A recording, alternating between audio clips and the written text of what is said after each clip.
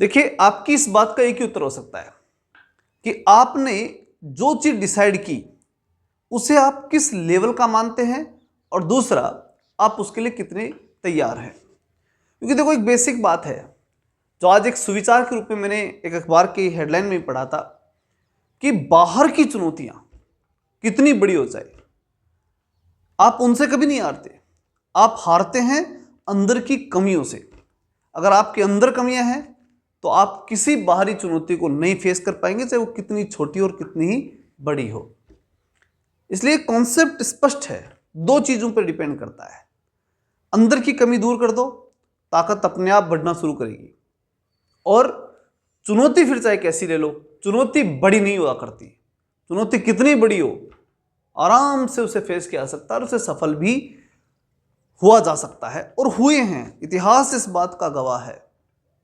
बड़ी बड़ी चुनौतियां जो हैं वो फेस की गई और विजेता भी बना गया। अगर हम प्राचीन समय से ले ले, हमारी जो कहानियां हैं वो साधारण नहीं है, असाधारण चीजें हैं जो हमें हर बार गाइडेंस देती हैं। तो हम रामायण से ले लो। रामायण की जब हम बात करते हैं तो आप सोचिए कि एक जो हमारे आदर्श जो भगवान राम हैं, उनकी पत्नी जो हमारी माता सीता है, उन्हें रावण उठा ले गया। अब ले गया, वो अपने आप में घटना थी, लेकिन उनको लाने के लिए जो समुद्र को पार करके हनुमान जी का जाना, ये एक असाधारण घटना थी। और उसको वो उस इतनी बड़े चैलेंज को, इतनी बड़ी चुनौती को उन्होंने पार किया किस दम पर, कि उनके अंदर कोई कमी नहीं थी, कोई कमजोरी नहीं थी। और जो कमजोरी थी वो थी कि विश्वास नहीं था कि मैं ऐसा कर पाऊंगा। और जब जामवंत जी ने मिलकर के, और अब जितने भी साथी थे, उन सब ने मिलकर के उनके अंदर की जो कमजोरी जो थी, एक डर कि शायद मैं काम नहीं कर पाऊंगा, उसे दूर किया। और दूर करते ही उस चैलेंज को उन्होंने फेस कर दिया और वो श्रीलंका पहुंच गए और सारी खोज करके वापस आ गए। फिर इसी घटना से और थोड़ा सा आगे चल ले तो एक सबसे बड़ा चैलेंज जो उनके सामने आया, जो चुनौती आई, वो थी उस समुद्र के ऊपर पुल बांधने की, जो भारत से श्रीलंका के बीच में बनना था। अब इतने बड़े पुल को अगर बनाना है तो, और वो भी मनुष्य वहां है नहीं, आपके पास कौन है? आपके पास है भालू, बंदर, ठीक है, वो उस प्रकार के जानवर हैं एक तरह से। और उसके बाद में जो है आपको क्या बनाना है? पुल बनाना है। तो कम चैलेंज है क्या? कितना बड़ा चैलेंज है। और उसमें भी सबसे बड़ी बात, समुद्र को बांधना, समुद्र के ऊपर पुल बनाना, बड़ी बहुत बड़े स्तर की चुनौती थी। लेकिन क्या उसको पूरा नहीं किया? किया। लेकिन कैसे किया? आंतरिक जो कमी थी वो बिल्कुल नहीं होनी चाहिए, कॉन्फिडेंस होना चाहिए कि हम ऐसा कर देंगे, और ऐसा कर दिया। तो महत्वपूर्ण ये होता है कि आप अपने अंदर की जो कमियां हैं उन्हें दूर करें। अंदर कोई कमी नहीं होनी चाहिए। अब अंदर कई कमियां हो सकती है। हो सकता है कि आप किसी गलत संगत में हो सकता है आप जो आजकल फ्रेंडशिप का जो कॉन्सेप्ट चल रहा है उसमें चल रहे हों। हो सकता है कि आप जो है लेट उठते हों, पढ़ते कम हो सकता है कि आप सीरियस नहीं पढ़ रहे हों, रेगुलरिटी से नहीं पढ़ रहे हों। कई रीजन हो सकते हैं। वो आपकी कमियां क्या हैं वो आपको ढूंढनी ही पड़ेंगी। ये आपका काम है, ये प्रॉपरली आपका मेन काम है।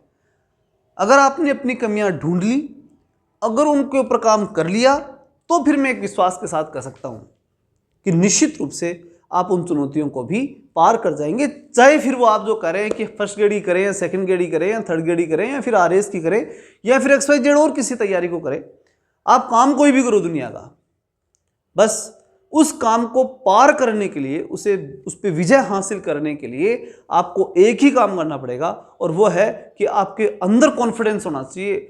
और वो कॉन्फिडेंस केवल तब आता है जब आप में कमियां नहीं हैं। आप अपनी कमियों से हारोगे, जिस दिन हारोगे अपनी कमियों से हारोगे।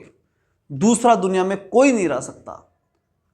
अगर कोई कमी रहेगी तो अंततः जाकर के, अगर आपकी असफलता की कोई कमी रहेगी तो अंततः जाकर के केवल और केवल एक रहेगी, और वो है कि आप खुद कहीं ना कहीं कमजोर थे। दूसरा कोई रीजन नहीं होता आपकी असफलता का। इसलिए असफल दुनिया में कोई दूसरा कर ही नहीं सकता। दूसरे के हाथ में थोड़ी है असफलता या सफलता, दोनों चीजें दूसरे के हाथ में नहीं दी।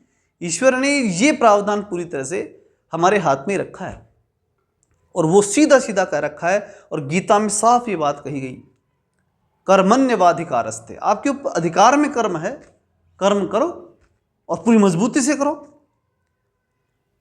और वहां जो अधिकार आपको दिया गया है उस पर विश्वास रखो, और फिर उसके बाद ईश्वर निश्चित रूप से कर्म का फल देगा, ऐसा मान करके चलो।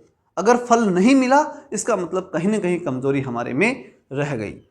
और यहीं से एक वाक्य श्री राम शर्मा आचार्य का भी मुझे याद आ रहा है। बहुत ही बड़े विद्वान थे, गायत्री परिवार के संस्थापक रहे हैं वो।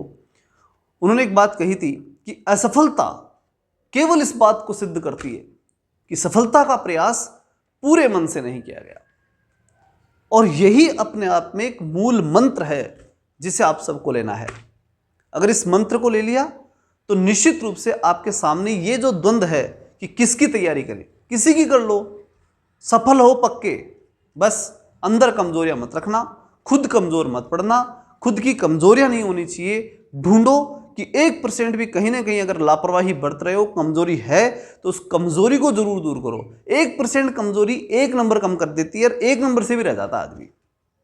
असफलता इतनी सी होती है, सफलता असफलता में बहुत बड़ा अंतर थोड़ी होता है। एक सिर्फ ए लग जाता है ना आगे, उतनी देर में तो सारी कहानी बदल गई।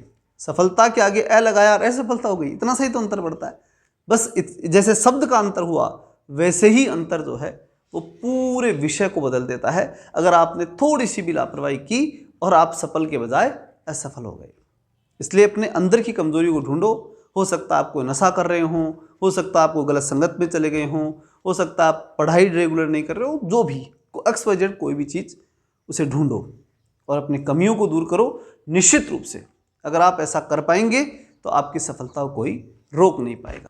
और हाँ, जो वीडियो देख रहे हैं वो भी ध्यान दें कि अगर इस बात को अच्छे से समझ पाए हैं आप, तो निश्चित रूप से आप इस पे फोकस करते हुए, क्योंकि मैं ये वीडियो मेरे एकदम से माइंड में आया है कि मैं वीडियो आप तक भी पहुंचाऊं।